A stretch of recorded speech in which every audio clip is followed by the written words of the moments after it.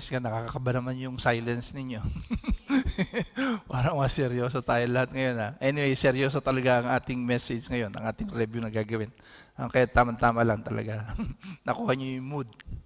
Amen. So let's pray. Thank you. Hallelujah. Panginoon, nagpapasalamat kami, O Diyos, sa presensya mo, Panginoon. Hati sa lahat, Panginoon, Lord God, dun sa, Lord, Banal na Espiritu, O Diyos, na siyang alam namin, O Diyos, na sa kalagitnaan namin. Lord, you are holy, Panginoon, Lord God.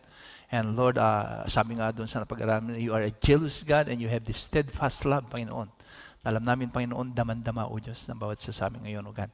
Lord, naalay namin, O Diyos, ang pagre-review na ito, Panginoon, doon sa last message namin, Panginoon, Lord God. Kaya, Lord, dalayin ko, O Diyos, ang anointing mo, Panginoon, maging, Panginoon, sa mga gagamitin mo mamaya, Panginoon, Lord God, si Pastor Tin, Panginoon, at maging, Panginoon, doon sa magbibigay, Panginoon, Lord God, ng paliwanag, Panginoon, tungkol doon sa side study, Panginoon, ng aking ipapahayag na si Sister Nitz, Panginoon. We thank you so much, Lord, and we bring back to you all the praises, all the honor, and all the glory, and in Jesus' name we pray. Amen. Okay, so ang i-review ko po ngayon ay bali po yung itinuro ni Pastor Tin nung last 2 Sundays ago. At ito po yung ang pamagat po nito, how to have a real faith. Okay, naibigay niyo yung side view, siguro ibibigay ko ngayon yung front view saka back view. In every message, tandaan po ninyo, meron pong tinatawag na side view, meron pong front view, pagkatas meron back view, meron pang top view yan. No? Kaya talagang ganun po yung ginagawa sa atin ng Panginoon para talagang sabi nga po, talagang mahubog tayo ng gusto. No? At sabi nga, siksik-liglig ang gagawin na paghuhubog sa atin. Anyway, ang topic po ng ating message nung ay how to have a real faith, no? At ito po ay hinango natin doon sa series natin sa Book of James. Na sabi nga po, developing a faith that works. And God's will for every person, tandaan po ninyo, is a personal growth and maturity. Hindi po kayo mananatili lang doon sa stage po ninyo na pagiging young men o kaya children stage. Kaya dito pong mga ginagawa natin dito tuwing Sunday ay mabibuild up po ang personality pagkatapos sa kayong kuwan ng bawat isa. Amen? So ito po yung sabi nga po, how to develop a faith that works. At napaka-importante po, tandaan po ninyo bakit napaka-importante faith? Okay. Ang lahat po kasi na mga inaangkin natin dito, di ba? Inaangkin natin dito, unang-una, langit, di ba? Matatanggap lang natin, makamit lang natin sa pamagitan ng faith. Di ba? Okay, katulad niya, kung sakali wala tayong trabaho, di ba?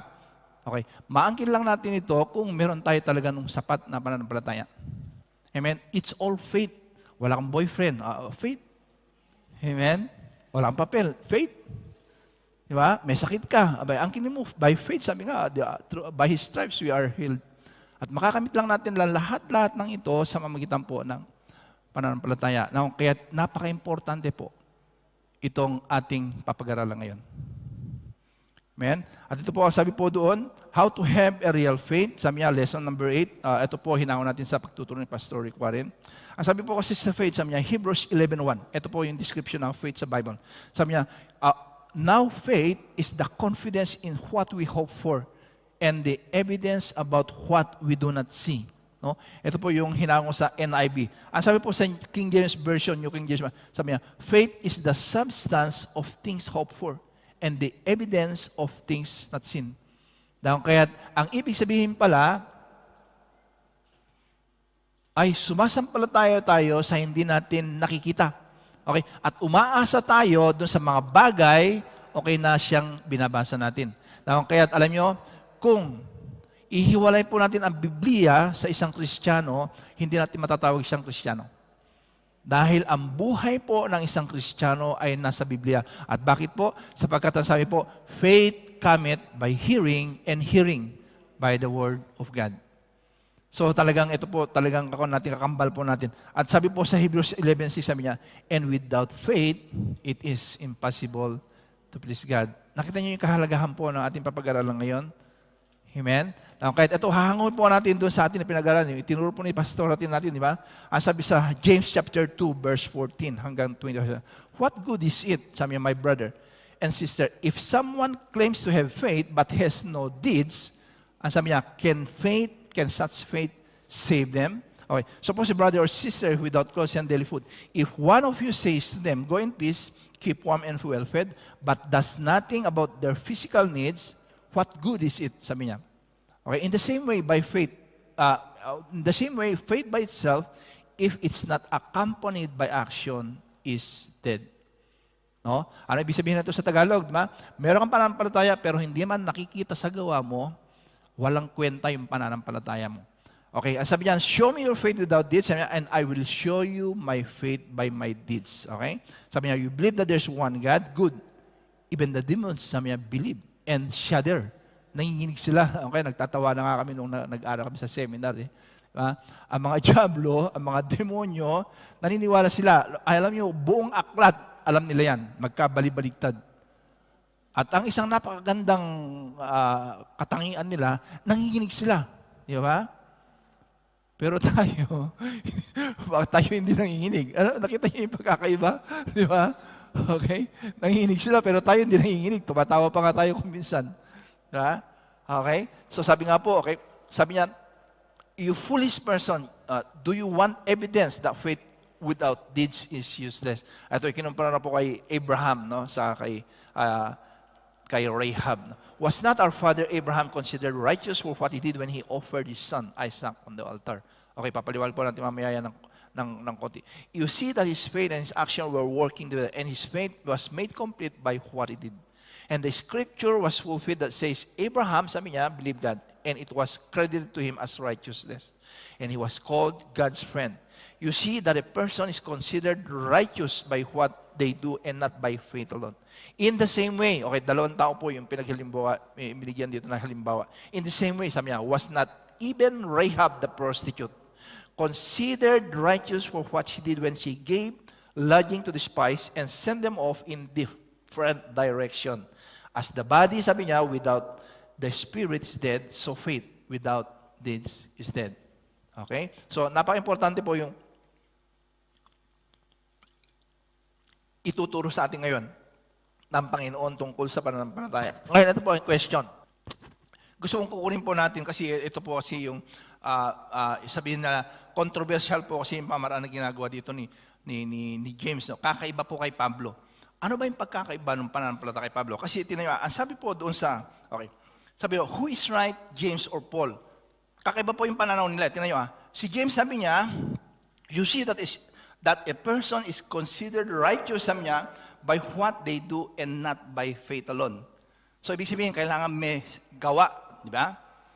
Pagkatapos na sabi naman ni Pablo, kakaiba, sabi niya, I know that a person is not justified by the works of the law, but by faith in Jesus Christ. So we too have put our faith in Christ Jesus, that we may be justified by faith in Christ and not by works of the law. Okay? Because by the works of the law, no one will be justified. Okay? Kung unawaan niyo ito, sasabihin nila parang meron yatang contradiction dyan sa sinasabi nila. Diba? Ang binibigyan ng diin ni James, okay, ay kailangan meron kang gawa. Patas, ang sabi naman ni Pablo, sabi niya, ay kailangan pananampalataya lang. Kaya nga sabi pa sa Ephesians chapter 2, verse 8-9, memory version. Sino makakapagbigay ng memory verse? Sige. Okay, magbibigay si Mimi ng okay? Ephesians chapter 2, verse 9.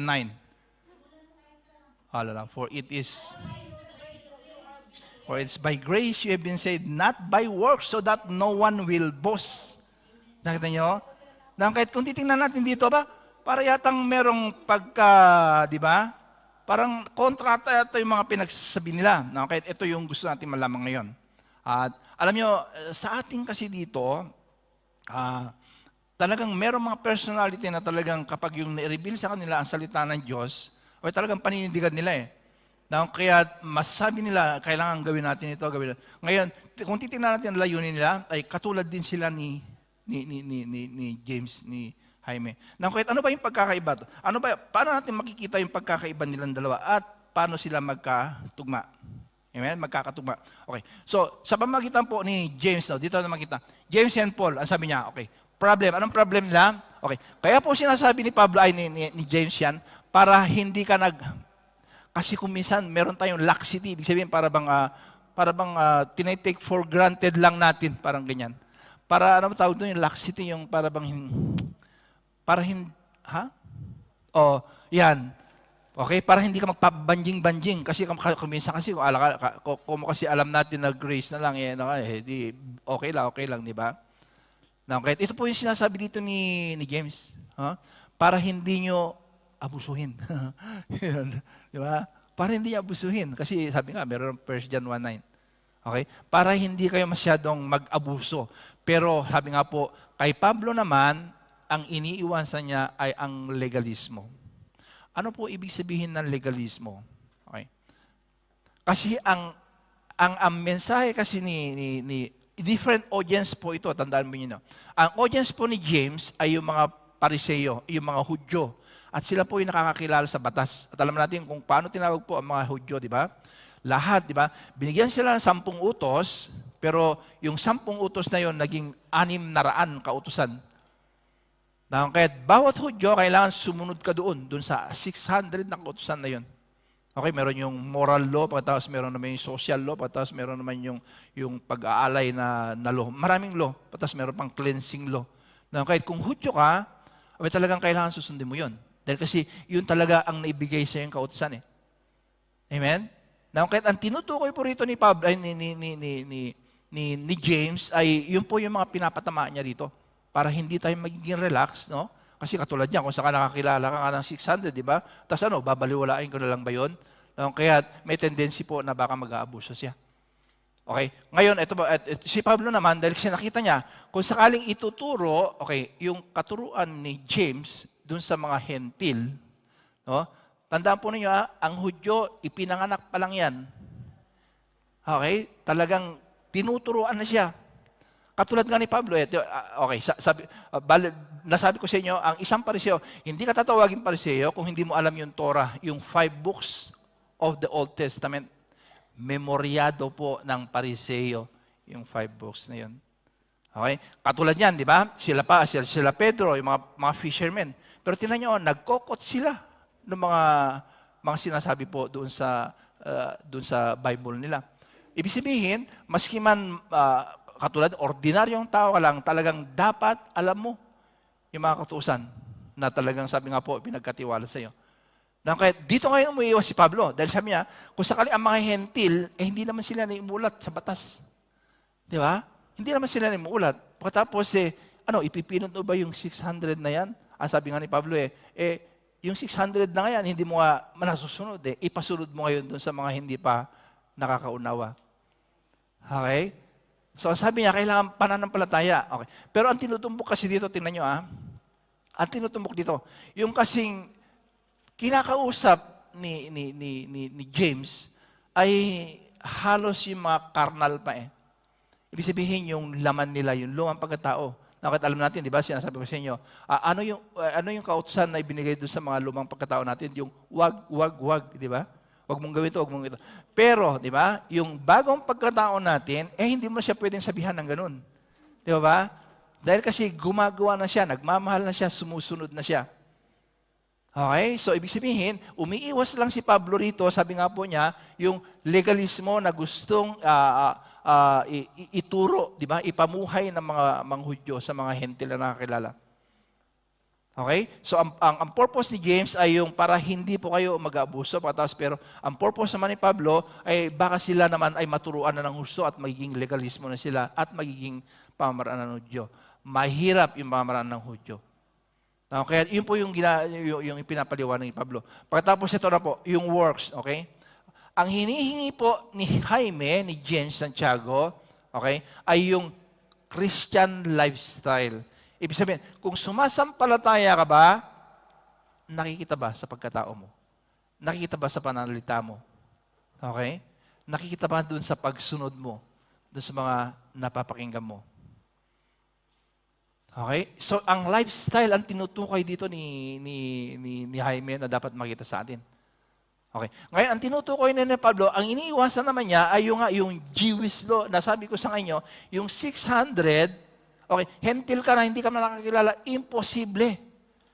Amen? Imposible na matutunan mo yun. Ngayon, ang sabi nga ni Pablo, para at least talagang ikaw ay manampalataya, magpasako pa sa bagong pagkatao. Di ba? Ano ibinigay? Ano ba yung kautusan na ibinigay sa bagong pagkatao natin? Di ba?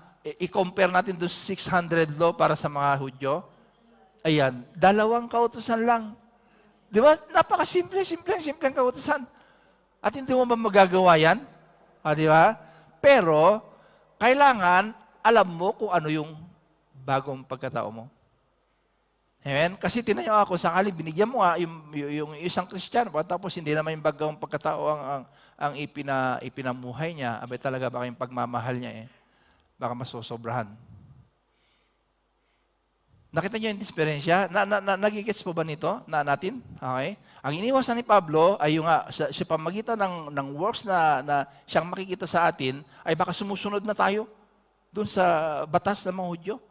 At kung sabi ko sa Galatians, si Pablo din napaliwanag, sabi niya, kung sakaling susundin mo yan, okay, kung susundin mo ang isa, kailangan susundin mo ang lahat. Nakita niyo yung iniiwasan ni Pablo dito? At kung sakaling ganun tayo, okay, kung ganun natin makakamit ang kaligtasan natin, mahirap. Magpapakahirap talaga tayo. Amen? Okay? Pero kung titingnan natin, ano ba yung layunin ni Santiago naman? Okay? Kailangan dapat sana makita rin sa atin yung pananampalataya natin, makikita din sa gawa natin, sa pananalita natin, at sa lahat yung pakikisama natin sa kapwa natin. Amen? So ito, problems, okay, laxity and legalism, pagkatapos yung works, okay, na sinasabi dito is Christian lifestyle and then the Jewish law. Pagkatapos sinasabi niya, ang focus, saan nakafocus? Yan, tingnan nyo. Okay, si Jaime, si Santiago, okay, nakafocus siya sa fruit of salvation. External, yung panlabas, dapat makita. Nakita niyo yung focus ni Santiago dyan? Kailangan makita sa panlabas. Amen? Pagkatapos, ang kay Pablo naman, ay yung nasa panloob, the roots of salvation, internal yung hindi nakikita. At ano yun? Okay, makita sa'yo yung 9 fruit of the Holy Spirit. Nakita nyo? Yung focus. Di ba? Kung tayo nakafocus, di ba? Saan tayo nakafocus sa ating pakikisama? Okay, kailangan makita yung fruit of the Spirit sa atin. Amen? At ano po yung 9 fruit of the Spirit? Sige nga, sabihin nga natin. Yan. Ano yung pinakalas? Paborito ni Mimi yung pinakalas Ay, self-control. Yan. Okay. Ay, hindi mo paborito. So, eto nga tanong nakikita mo yun sa atin?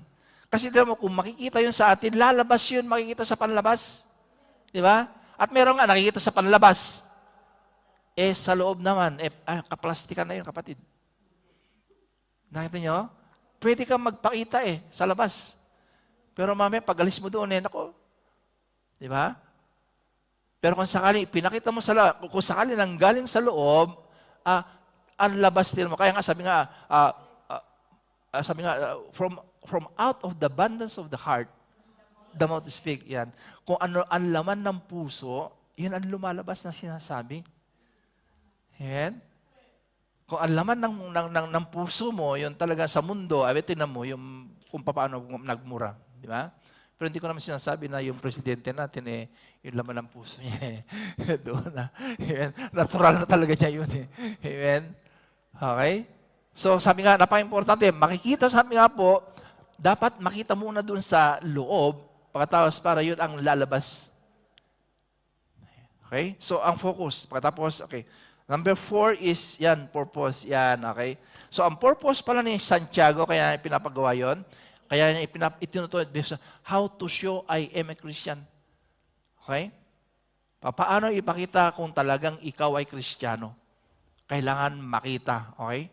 Doon sa lumalabas sa'yo. Patapos si Pablo naman, ang sabi niya, okay, how to know I am a Christian? Pang-personal. Amen? Masisigurado ko kung ako ay Kristiyano. Yan. At bakit? Dahil yung fruit of the Spirit yun na talaga ang namumuhay, na namumunga sa'yo. Okay, so ang pinakalas, sabi nga po dyan, okay, so, eto po, for it is by grace, sabi niya, that you have been saved through faith. Yan. Okay? For a life of good works which God has already prepared for us to do so. Tingnan niyo po yung pagkakasunod-sunod dito. Okay? Kung hindi nagbigay ang biyaya ng Diyos, tingnan niyo kung hindi binigay ang biyaya ng Diyos, hindi ka mananampalataya. Okay? To faith. Kung hindi ka, kung sakali meron ka ng panampalataya, ang magiging bunga nito ay, sabi diyan, good works. Nakita niyo? Tingnan niyo yung pagkilos ng Panginoon diyan, sabi niya, okay. Wala. Yan. Sabi niya, for it is by grace, tinan niyo okay. Kung hindi nagbigay ng grace, please ang revelation. Kaya nga, dapat ang Kristiyano laging umaasa sa biyaya ng Diyos. Amen? Biyaya ng Diyos, pagkagising mo, di ba? Pagkagising mo, biyaya ng Diyos. Nabuhay ka. Okay? Ang biyaya ng Diyos, sabi nga po, ay katulad niyan, kung sakaling yun, biyaya ng Diyos, kinain mo, di ba? Yung Biblia, ano ang magiging mabubuo sa'yo? Okay, magkakaroon ka ng faith, through faith. At yung faith na yun, pag lalabas ka na, dahil nga yung aura mo maganda na, di ba? Pagdating mo sa amo mo, hindi mo sasabi na, where do I begin, di ba? Kasi meron ka ng faith Amen? Na kahit ang mangyayari, abay talagang magpapakita ka talaga ng bunga ng pananampalataya mo. Nagets po ba natin? Naintindihan ba natin? Amen? Robin, naintindihan ba natin? Oh, yan talaga. Seryoso kasi. Okay? So, sabi nga po doon, okay. Sabi niya, salvation through faith. Sabi niya, Colossians chapter 1:4. Si Pablo po ang sumulat nito. Sabi niya, because we have heard of your faith in Christ Jesus and of the love you have for all God's people. Sabi niya, the faith and love that springs from the hope is stored up for you in heaven and about which you have already heard in the true message of the gospel that has come to you, sabi niya, in the same way, the gospel is bearing fruit and growing through all the whole world, just as it has been doing among you since the day you have heard and truly understood God's grace. Now, kaya ito po yung kahalagahan ng tinatawag na slowly but surely. Yan. Sa pamamagitan lang po, sabi nga po, yung una, yung biyaya ng Diyos, at kapag tinanggap natin, pinasamalamatan natin ang biyaya ng Diyos, nagkaroon tayo ng pananampalataya. Amen? At kapag meron na tayong pananampalataya, abay tayo mo, di ba? Magbibigay ka na, di ba? Pag-ibig mo, pagkatapos, pagpapautang mo, dapat magbayad, di ba ba? Amen?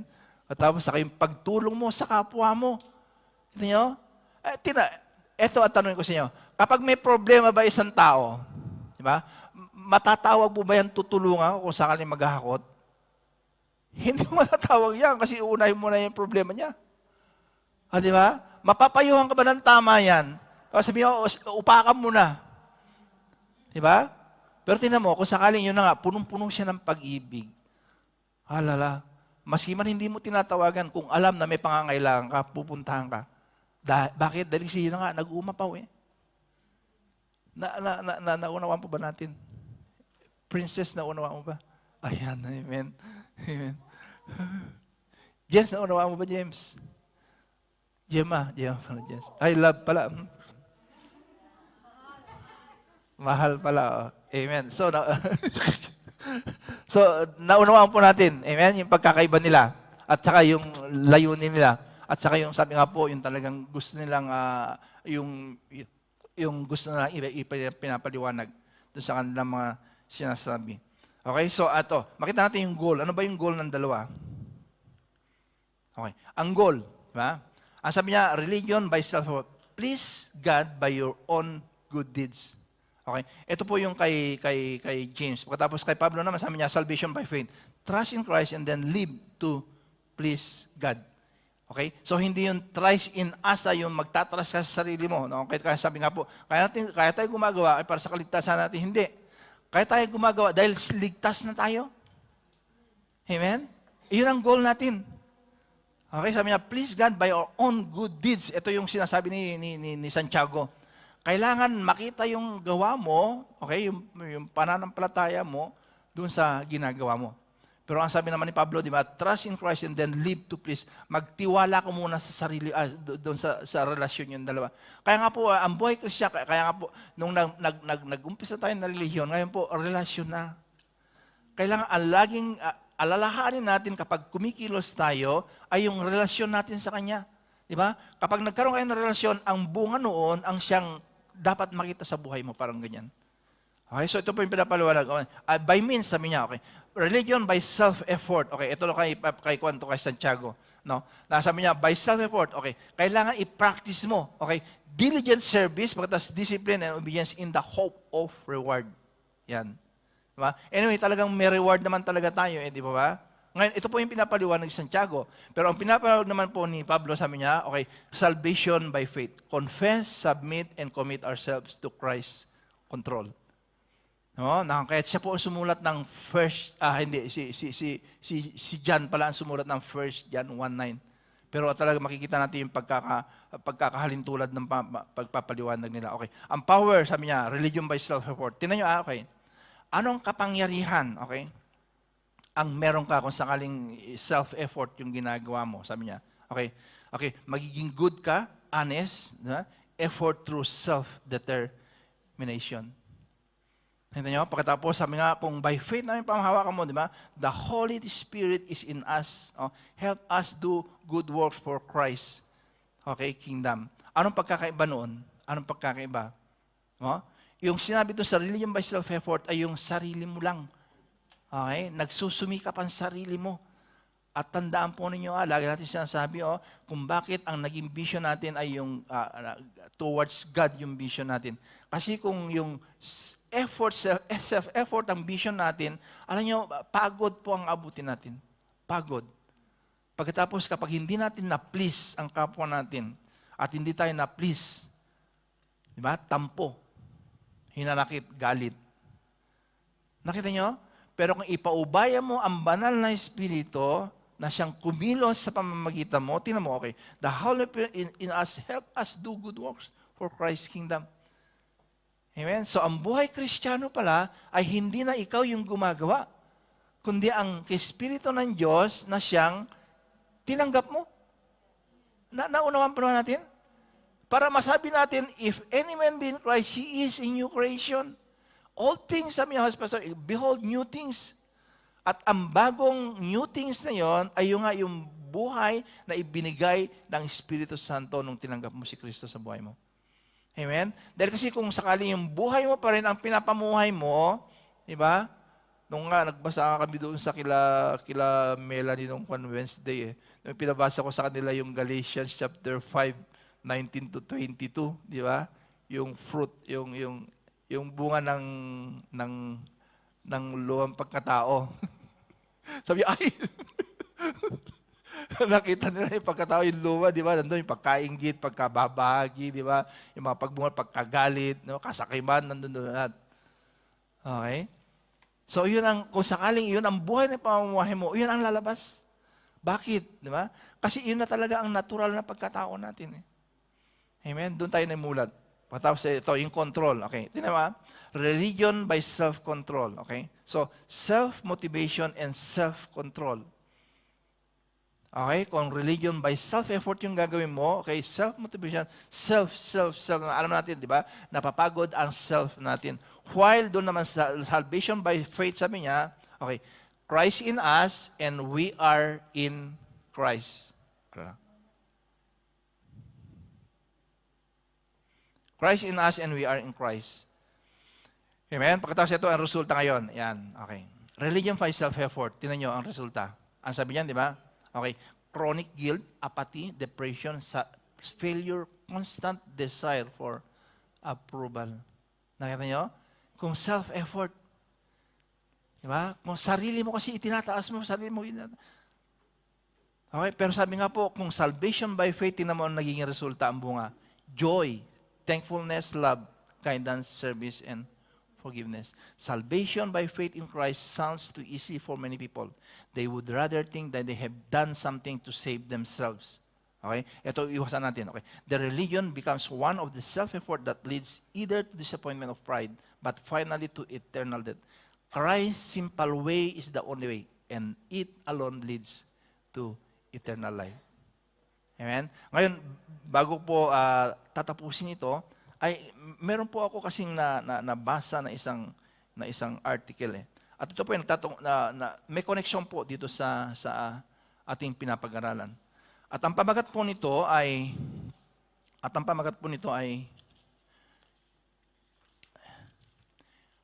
ang sabi po dito, 8 signs you love legalism more than Jesus. Okay? Ano po ang ibig sabihin? What is legalism? In short, legalism is adding anything to the gospel. Diba? Legalism takes the words follow me and add stipulation. Diba? Kung sinabing sumunod ka sa akin, pero ito mga gagawin mo dapat. Okay, ito po yung legalismo na sinasabi. Okay, at sabi niya, adds stipulation, clauses and barriers. It's a facade, sabi niya. And over time, you believe it's lies. The ultimate lie being the simplicity of gospel isn't good enough. No? Kaya napakasimple nga, di ba? Sabi nga, Christ's simple way is the only way, and it alone leads to eternal life. Pero yung legalismo, kailangan gawin mo ito, gawin mo yan, gawin mo yun. Okay? So ito po yung gusto kong ipapaliwanag. Tatawagin ko po si Sister Nitz, okay? So ang sabi po rito, legalism shifts the end goal from Jesus to something else. Legalism doesn't care where you focus anything but the reason Savior will do. And it inevitably turns God into an agitated old man, skeptical about anything that breath. If you're exhausted with legalism demands, you can break free. Okay? At sana po, yung ipapaliwanag ngayon ni Sister sa atin, yung 8 signs that you're trapped in legalism. Para makaiwas tayo, no? Para hindi tayo masasabi dito, matrap tayo dito sa sinasabi dito.